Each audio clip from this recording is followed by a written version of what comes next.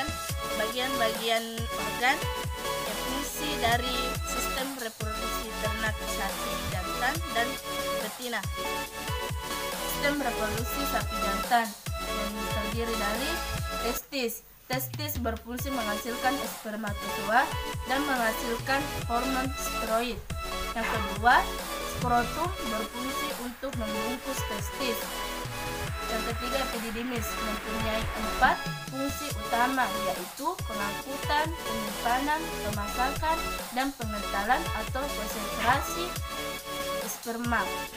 Yang keempat, falciparum atau dikenal juga dengan sebutan ductus deferens adalah sebuah tabung yang dimiliki oleh kebanyakan vertebrata jantan yang berfungsi menyalurkan sperma dari epididymis saat ejakulasi. Falciparum membentang dari epididymis ke uretra.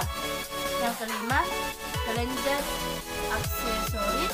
Sistem reproduksi hewan jantan terdiri atas vesicula, seminalis, kelenjar bulboretaris atau koper, dan kelenjar prostat tunggal serta ampula.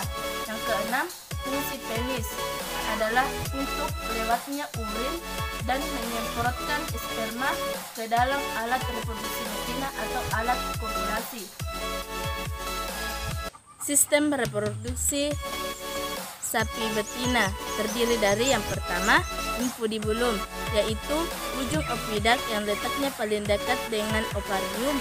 Infundibulum memiliki mulut dengan bentuk berjumpai yang berfungsi untuk menangkap ovum yang telah diovulasikan oleh ovarium. Kedua, ovarium terletak di dalam rongga perut, berfungsi untuk memproduksi ovum dan sebagai penghasil hormon estrogen, progesteron, dan inhibin.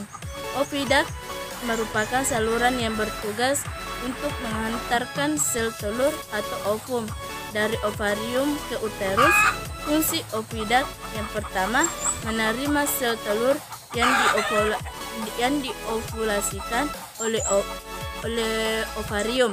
Yang kedua, transport spermatozoa dari uterus menuju tempat pembuahan.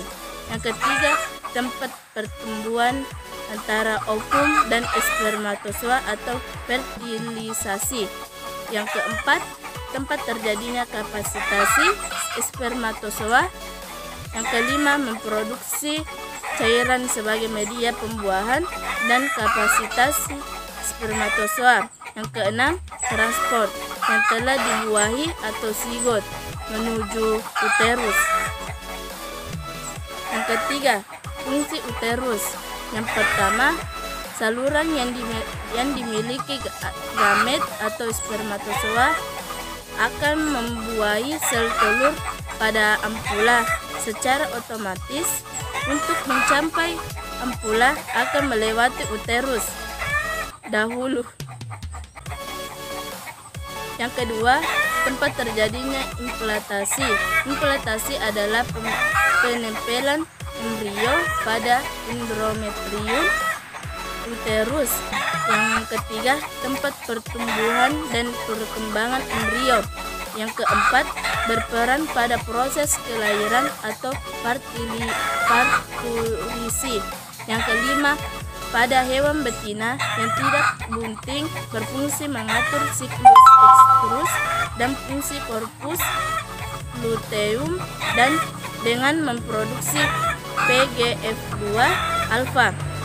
Yang keempat, cervix menghasilkan cairan yang dapat memberi jalan pada spermatozoa menuju ampula dan untuk menyeleksi sperma.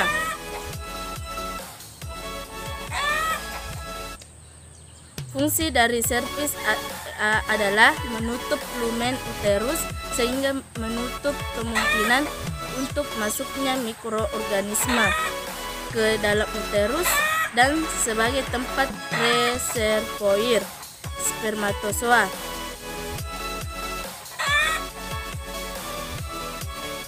Yang kelima, fungsi dari vagina adalah sebagai alat kopulasi dan tempat sperma